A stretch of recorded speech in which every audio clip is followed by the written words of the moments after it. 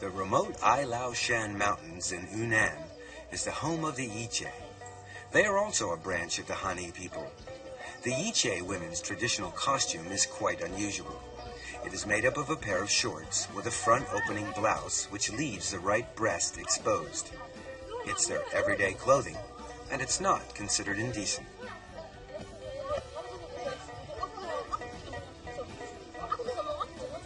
All women want to look beautiful, but definitions of beauty vary from country to country.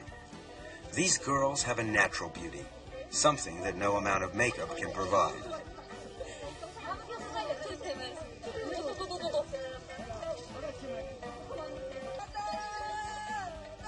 The Yiche have a special festival called Liang Hala, when young men look for a lover. The way they greet young girls is very unusual. Instead of shaking hands or even a kiss on the cheek, a man will press a girl's breast. Right side for old friends and left side for strangers. It's a great embarrassment if the wrong one is pressed, but the faux pas is quickly forgiven.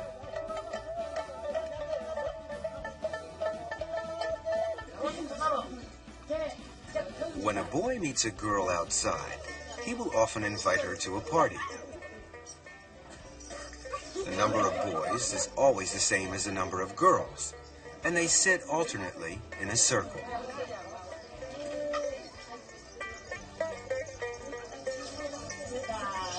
They talk and flirt freely with either the person to their left or the person to their right.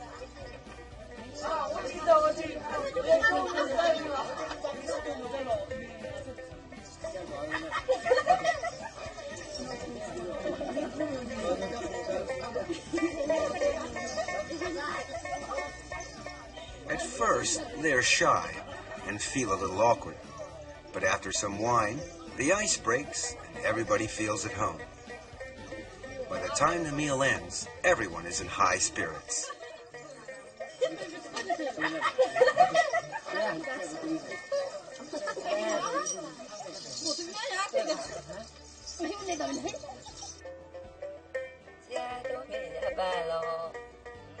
The Yiche are open in their sex life.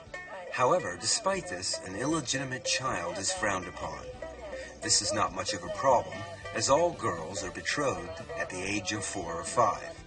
They remain with their parents and don't live with their husbands until they are older and have given birth to a child. This shows that they are fertile. It's another example of a non-viral local residence.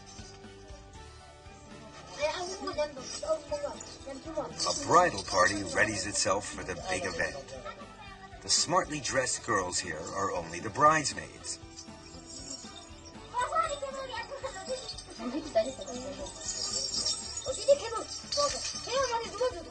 This one is the bride. Before she leaves, her mother gives her a duck and an egg to carry, symbolizing her fecundity.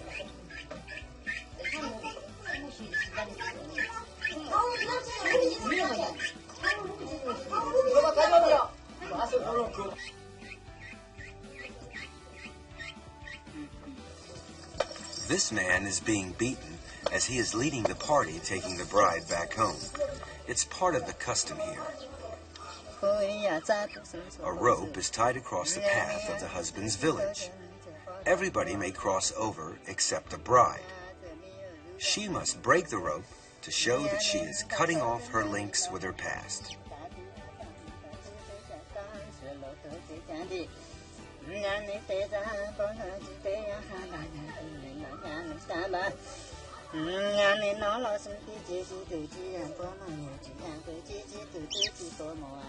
On arrival, the egg is put on the stove, and the bride will share a bowl of uncooked rice with her new husband.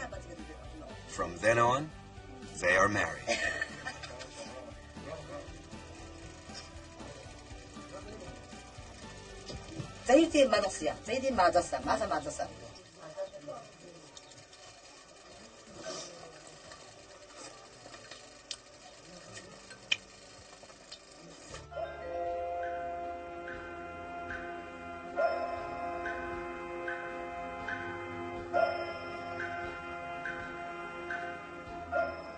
Most women in the tribal minorities are good at embroidery. This is especially true of the white-trousered Yao. Like in many other tribes, they use it to convey love to the young men they admire.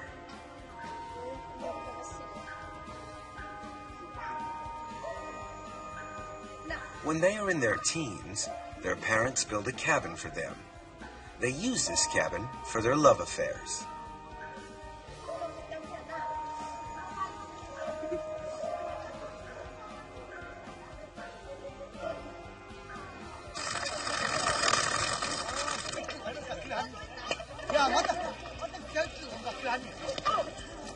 Contrary to what you may think, the long-haired youngsters playing here are all boys. The short-haired spectators are girls. Girls have their heads shaved from birth and remain bald until they start their social life. These novices still sport a short haircut.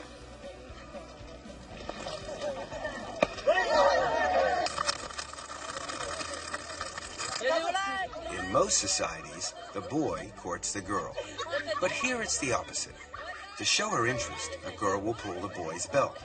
If the boy isn't interested, he will ignore her and walk away. If he is, he must still show reluctance to take up the girl's offer. Otherwise, he is considered shameless and not a decent young man.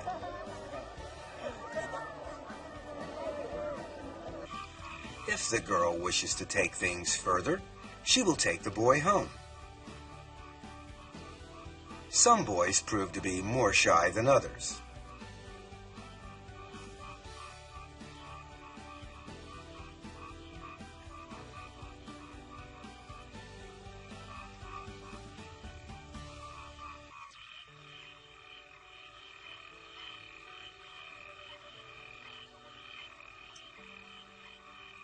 Bringing a boy home is considered to be quite normal. In fact, the parents feel honored to have a suitor in the house. On the other hand, if no boy comes, the whole family is disgraced. Though they are free in their sex life, the marriage is still subject to certain rules.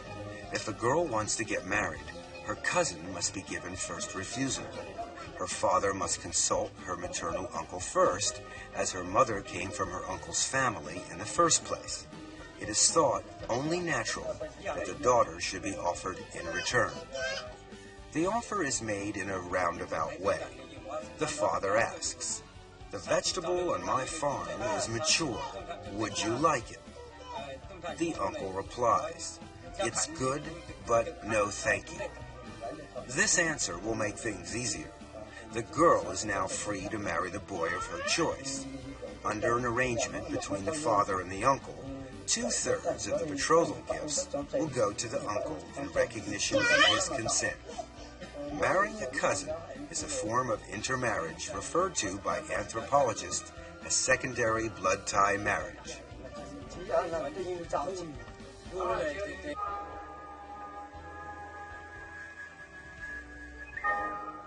This practice prevails in the Va tribe too, although it is not allowed within a patrilineal family, nor within the same clan. It is even forbidden to marry someone with the same surname. If this code is violated, it is considered incest and regarded as an offense. As a punishment, the couple must buy a cow and slaughter it. The cow's head is cut off and put on top of the couple's heads to show repentance for this transgression. They treat the whole village to a share of the meat from the cow and pay for prayers to be said, as they believe that this crime may enrage God. They fear that the clan or even the whole village may be cursed otherwise. Thereafter, the couple will never see each other again.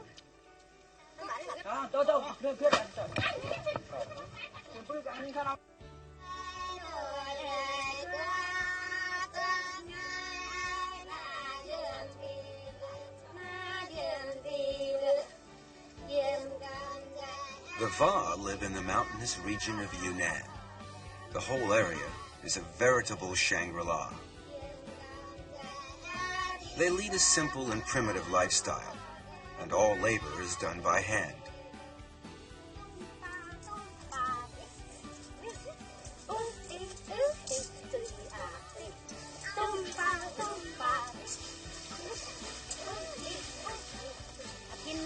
The women usually work stripped to the waist. Bamboo is put to a wide range of uses: for constructing houses, carrying water, drying the crops, and storing grain.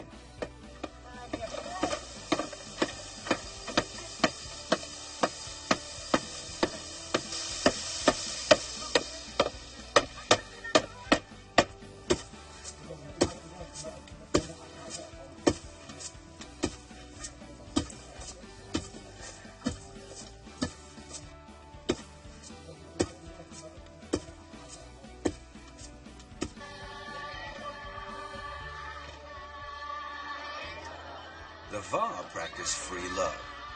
Quite often, young men will go out at night to drop in on their girlfriends. Sometimes they will go in 2s and 3s, or even in a large group.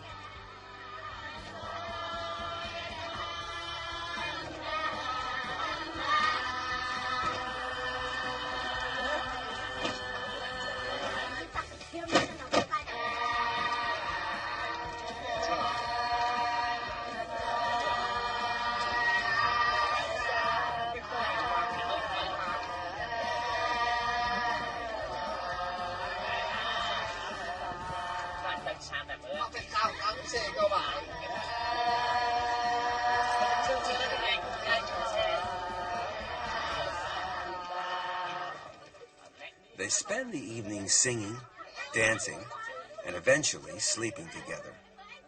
Sleeping together is a sure way of having pleasant dreams, an important part of a good night's rest.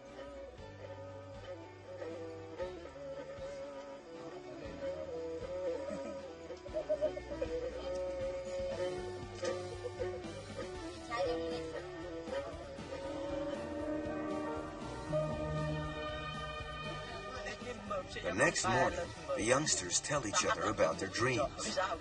If one dreams of trees or bamboo, it means good luck.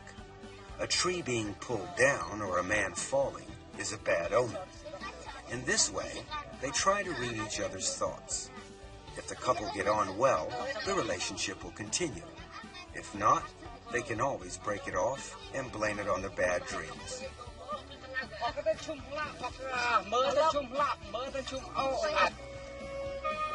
Matrilineal society flourished between 10,000 and 5,000 years BC. At first, people practiced group marriage, but slowly this evolved into polygamy. One example of polygamy is visiting marriage. This is practiced by the Moshu people of Yongning. This is a typical Moshu house. It shows the status of the Moshu woman. Women live upstairs, each having their own room. The rest of the house downstairs is occupied by the old folks and the young children. Adult males have no place in the home and are obliged to stay with their girlfriends at night. Those unlucky enough not to have girlfriends must rough it with the animals.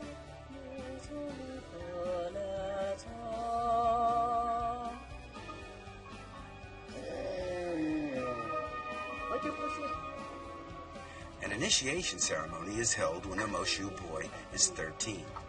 After that, he's considered an adult and will join in with the work and enjoy all the privileges of adulthood, including having affairs.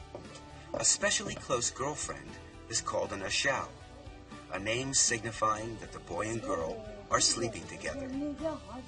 Polygamy should not be confused with group marriage. The latter is between groups and is totally casual. The former is one-to-one, although there is still no formal bond, and partners may come and go.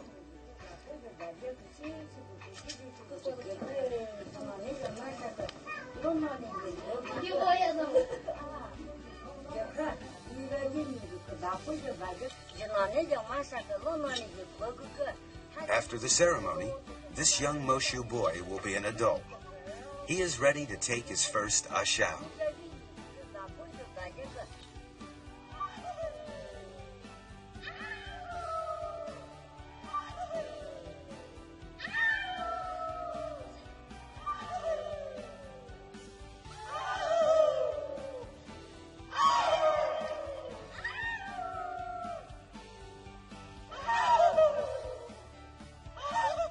If any of these boys and girls fall for each other, generally be a very quick response.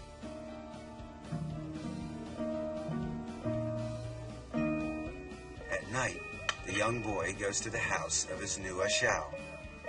He throws a pebble to attract the sleeping girl's attention.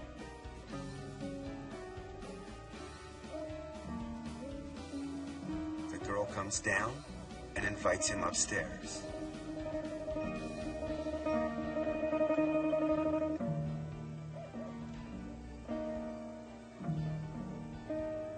The next day, the boy returns to work in the fields as usual.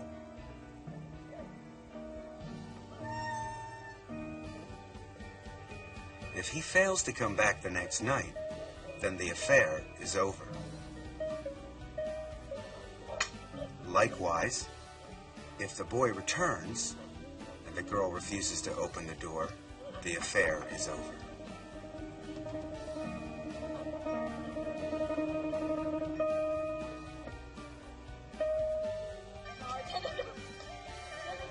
Children born from a visiting marriage are raised by their mothers.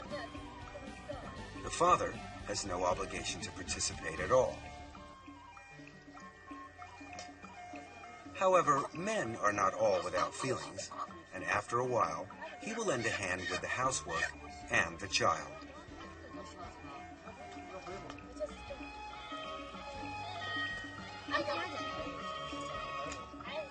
In the end, most couples will live together when they reach a certain age.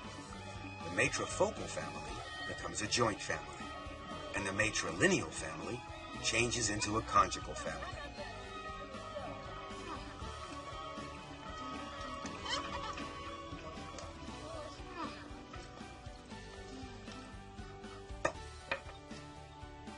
Visiting marriages have no rights, but for the Zhuans in Qinghai, it's quite different. A lama blesses the girl first. This ceremony is for marriageable girls and is an ancient tradition for these people. Girls are free to select their mate.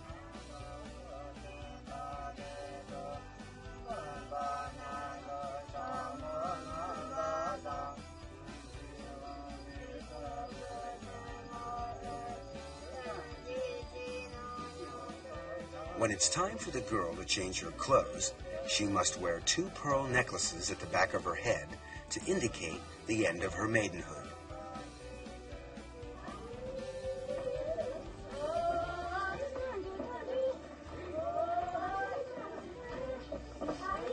Female relatives congregate around her.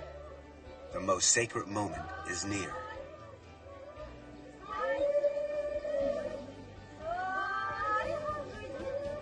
The closer they come, the lower the bride must hold her head. It's a religious ceremony called Dai Tian Tao, or marriage to the god.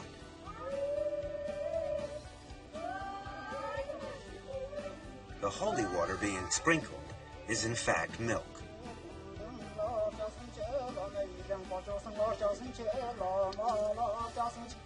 During the prayers, the bride's face is washed with holy water.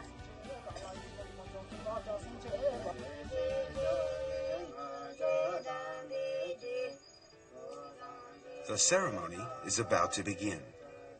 Strangely enough, there is no groom present at this wedding. Dai Tian Tao is a wedding for a single person who has no spouse to be. This girl is being married to God, represented here by the Lord Buddha.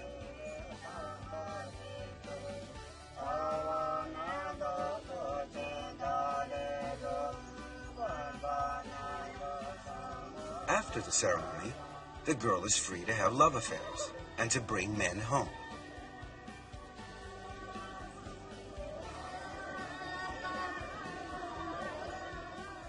All the villagers attend the ceremony and dance and sing to celebrate her wedding.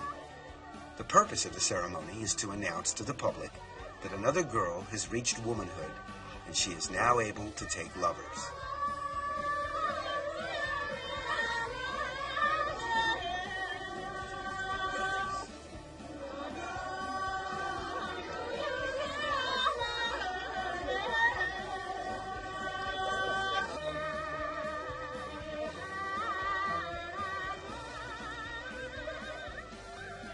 Now that she is married, she may indulge in the activity of jiao shang, having love affairs.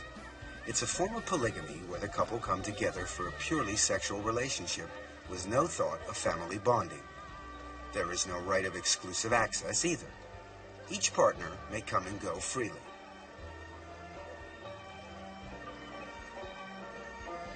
This romantic period is a privilege of youth in an area where men far outnumber the women. It helps to correct the imbalance. Most of the older people have families.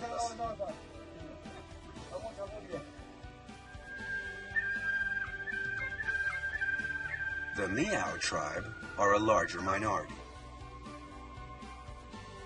They regard themselves as descendants of Qi Yu and are scattered around the southwest mountainous areas of China.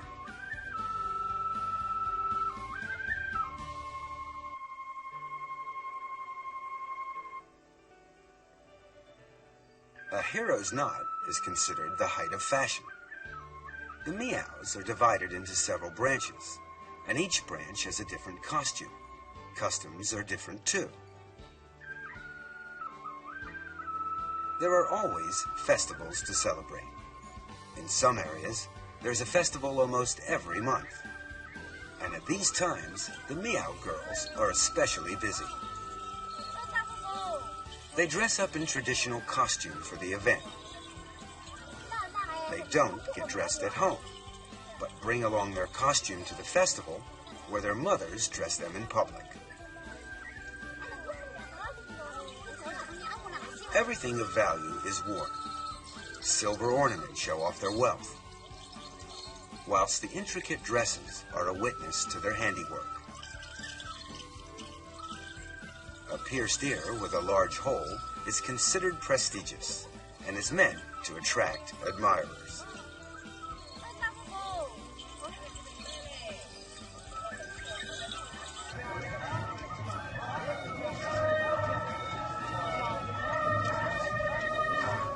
During these festivals, performers from surrounding villages will turn up to provide countless entertainment.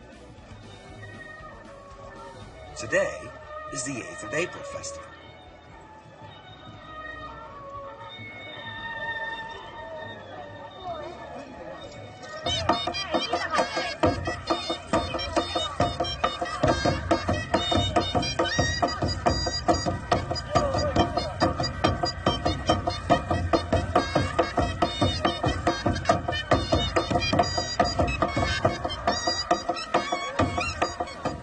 Villagers present a gift to the mother of the dragon, for whom the festival is held as a welcome.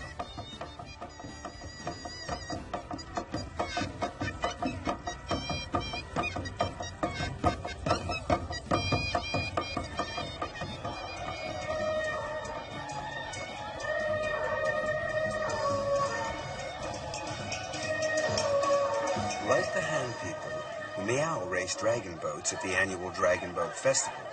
The Miao legend surrounding this festival is identical to Han legend, except that they maintain Chu Yun was a Miao. Hunan is the Miao place of origin, and there are indeed historical records of a Miao army, so their legend is not based on fantasy.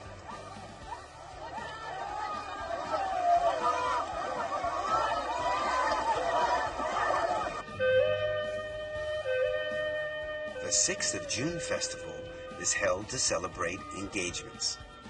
The atmosphere is completely different here. On this day, these young girls have decided to take a bath in a quiet river, and they've asked their lovers to come along and watch.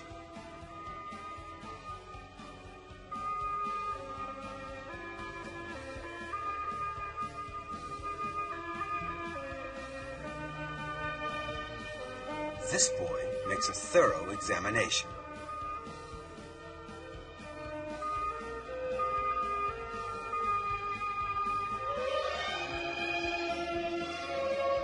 If he's satisfied, he must make his intentions clear, in a polite way, of course. He pays her homage by presenting her with a red ribbon, a token of engagement. In receiving it, she accepts his proposal. Romance is truly international. Another festival is called Eating Maiden's Rice. Besides the usual singing and dancing during the day, the whole family has dinner together.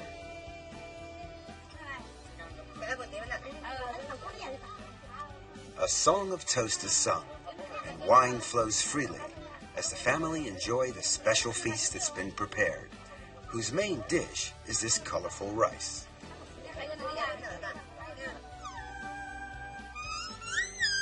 At dusk, young boys arrive blowing a horn as a call to their girlfriends. Each girl takes a rice ball to her lover. It's called asking for rice. The rice balls have messages. Pine needles inside the rice ball means that the girl would like needles and thread as a present. Corn means the girl would like an umbrella.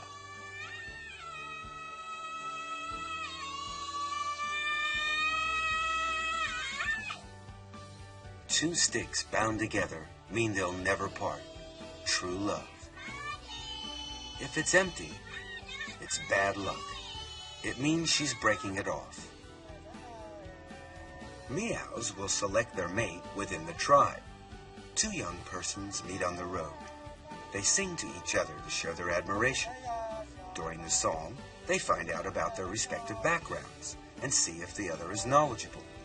It ends with a real heart-to-heart talk, and the relationship becomes closer as a result. It is customary in this tribe for lovers to carve a notch on a piece of bamboo after each date. If, after numerous dates, they fall in love, they break the bamboo and each keeps one half as a token of their eternal love. If either one of them ever breaks their vow, they will be obliged to eat the bamboo as a punishment for being unfaithful. Quite an effective deterrent.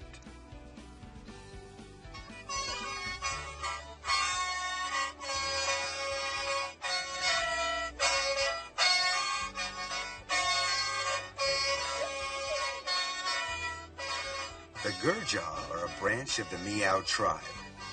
They're experts at blowing the sheng, a long horn-like instrument.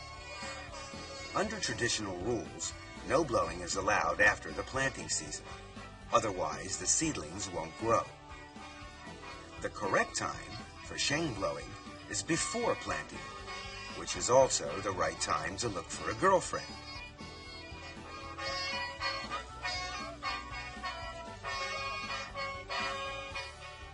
Slowly, the girls dance around the boys.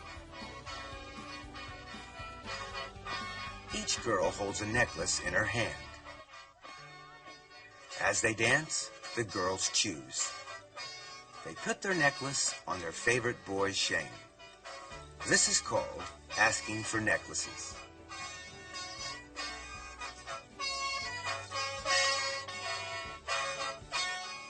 This young man is lucky. His sheng has been decorated. But not every boy is sure to be successful. This one has something the others don't. He has 3 necklaces on his sheng.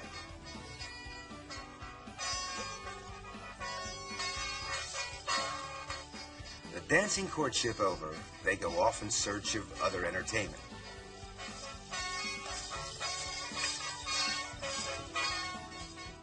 Leaving the unfortunate boy to curse his bad luck.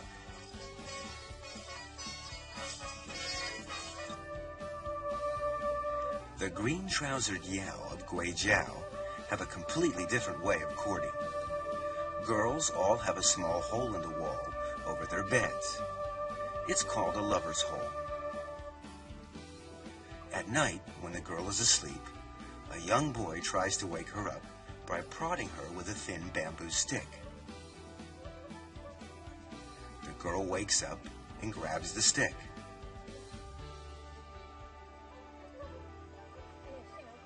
But she doesn't react favorably. So the boy decides to go home. Another one soon arrives.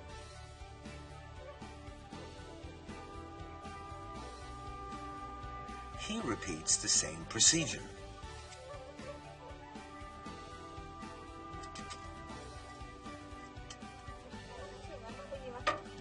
This time, things look more hopeful. She asks him who he is. They talk to each other through the hole, usually until dawn. He seems like a nice boy, and she lets him in so that he doesn't catch cold.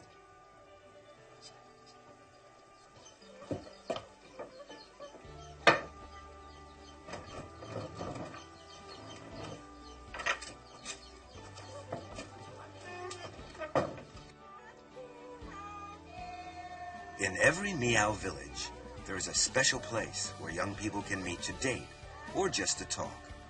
Normally, they date in the evenings, but when they're not too busy farming, they also meet during the day.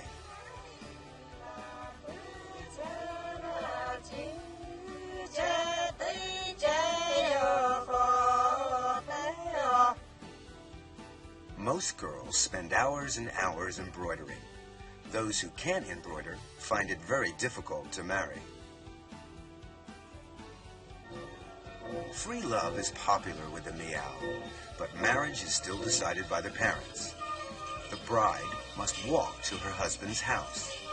The whole party dresses up to show off their beautifully embroidered costumes, and it's often difficult to tell the bride from the bridesmaids. The Miao never marry within their clan. These two families live far apart, so the bride's party has a long way to walk. Miao have special greeting customs when a marriage is about to take place.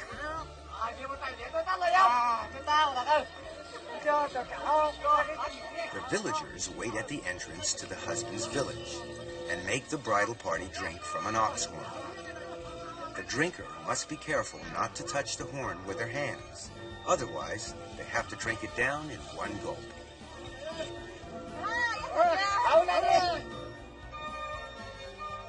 The bride is required to step inside with her left foot forward. This will ensure that her firstborn will be a boy. The wedding is very simple, with no real ceremony. The bride must carry water for her husband's family.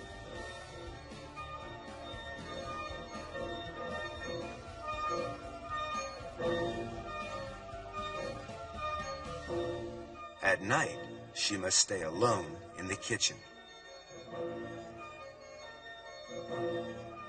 The groom must also find somewhere separate to sleep until the bride is returned to her parents' house.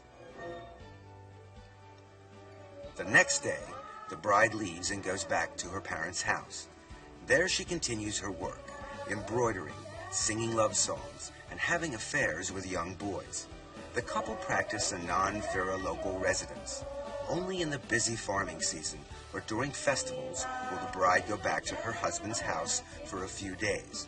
After she's given birth to a baby, she will start living with her husband. Another form of marriage is the secret marriage. This young couple haven't got their parents' consent, so the boy sends a group of his friends to collect the bride secretly. The bride is ready and packed.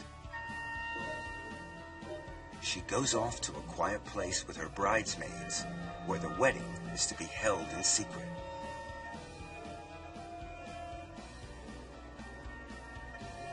Quickly, she dons her bridal dress.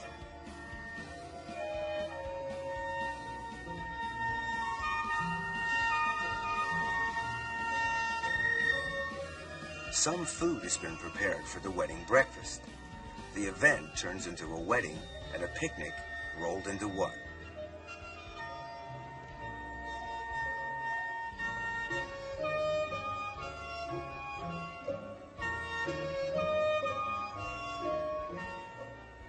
She follows the groom's assistants to her husband. The wedding is now completed. This kind of marriage is recognized as being legal, and the parents cannot object.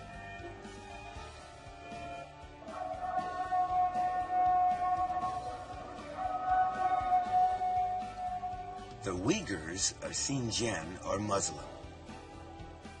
On their holy days, they worship God and take part in extended prayers.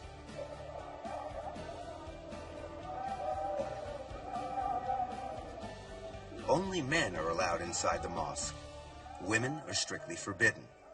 Islam respects patriarchy and a husband's rights over his wife. Women are regarded as subordinate in all matters. Previously, they were obliged to wear a veil when outside the house. If they didn't, the punishment was severe. If a husband says, "I release you," he is considered divorced from his wife, and there is nothing that she can do about it. Islam allows polygamy. Their holy book, the Quran, says that a Muslim may marry the woman he loves and have 2, 3, or even 4 wives. An old-fashioned Uyghur marriage is very feudal in its traditions and is conducted according to Islamic law. The groom's father brings gifts to the bride's house the day before the wedding. The gifts include a cow. Understandably, he receives a warm welcome. Men and women are not allowed to mix unless they are kin, so the hosts are all men.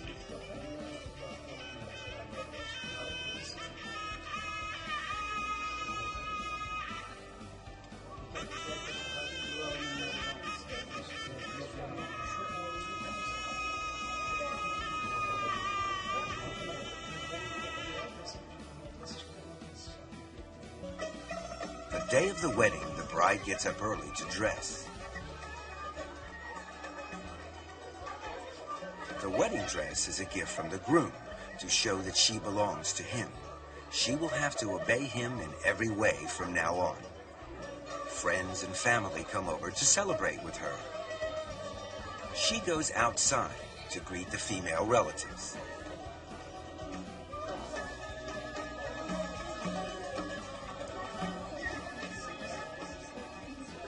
The wedding banquet is lavish.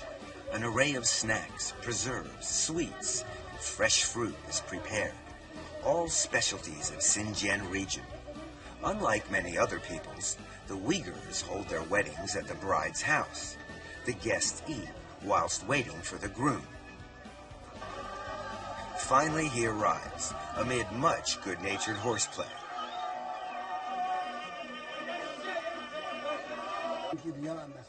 A Muslim holy man conducts the ceremony.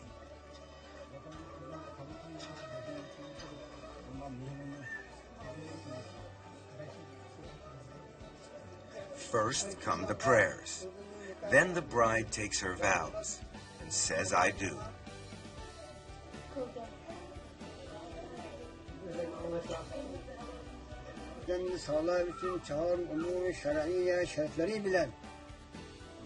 Then it's the turn of the bridegroom. Of course, he has no hesitation.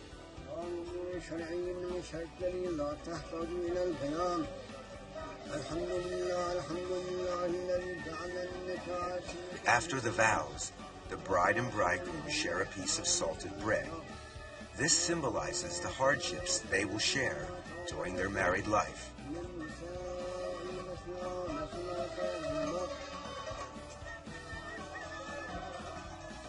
The wedding party then travels back to the groom's house.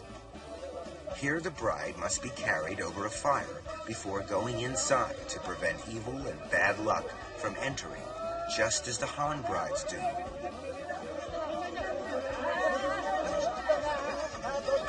Dancing and singing continues in celebration of the happy event. The groom's sister takes the bride's veil, and the wedding is complete. Freedom, monogamy, and sexual equality are the characteristics of a modern marriage. The marriage laws stipulate that prescribed marriage, purchasing, and any acts interfering with marriage are forbidden. Both partners must marry voluntarily, with no pressure from third parties. Of course, love plays a very important part in any modern marriage, and having a love affair is seen nowadays as a prelude to getting married. In the countryside around Beijing, this can be seen happening wherever you look.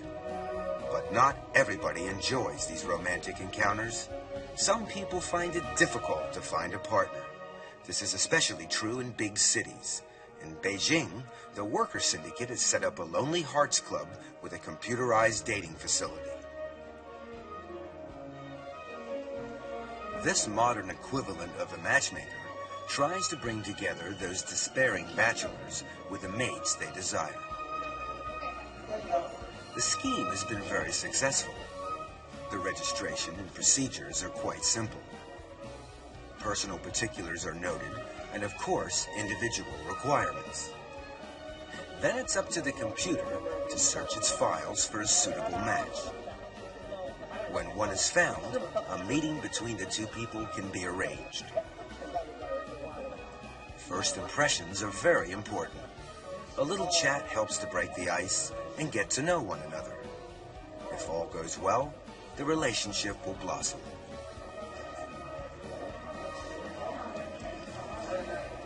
This couple seems to be getting along quite well.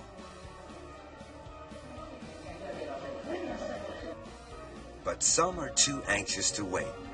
They put up advertisements in the hope that prospective girlfriends will read them. Near the club, there's a love corner, where young hopefuls gather with the sole purpose of finding a boyfriend or girlfriend.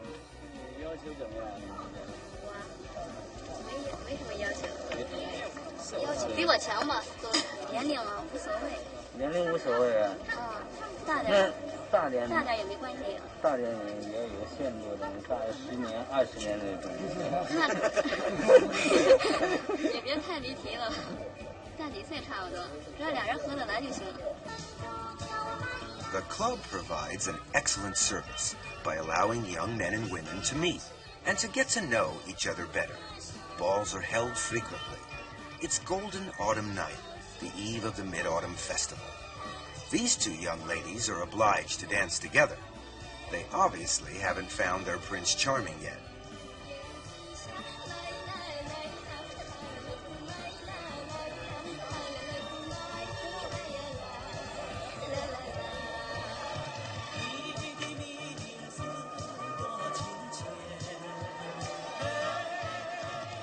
It seems her luck is in.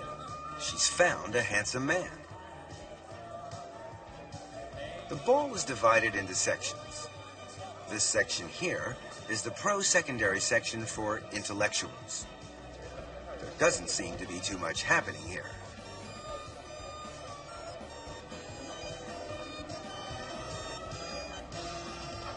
This is the senior citizen section. It's pretty crowded with older men and women trying to find their perfect partners.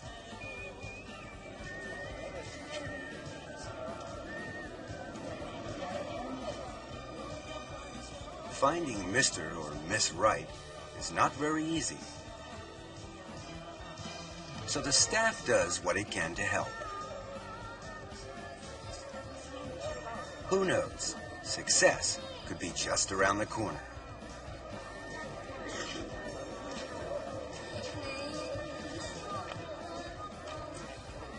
Throughout the hall, men and women of every age group are getting together with the opposite sex, trying to select the partner they would like to date.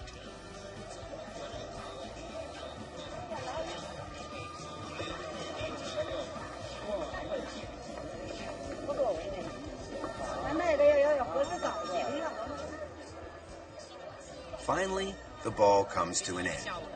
Partners take their time to say goodbye and exchange addresses to arrange further meetings.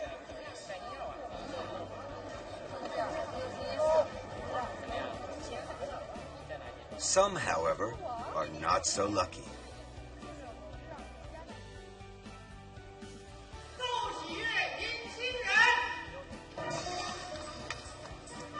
Soon after the Mid-Autumn Festival, the club holds a spectacular group wedding for 100 couples who have found their match.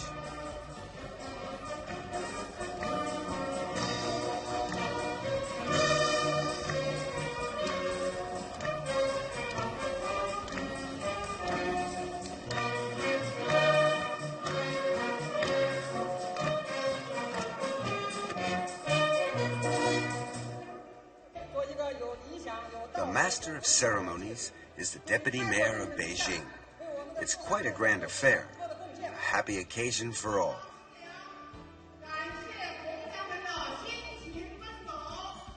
The couples thank the dating service for their hard work.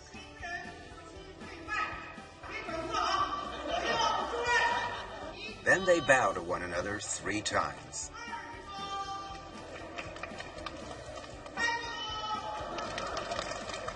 Hopefully, all love stories will have such a happy ending.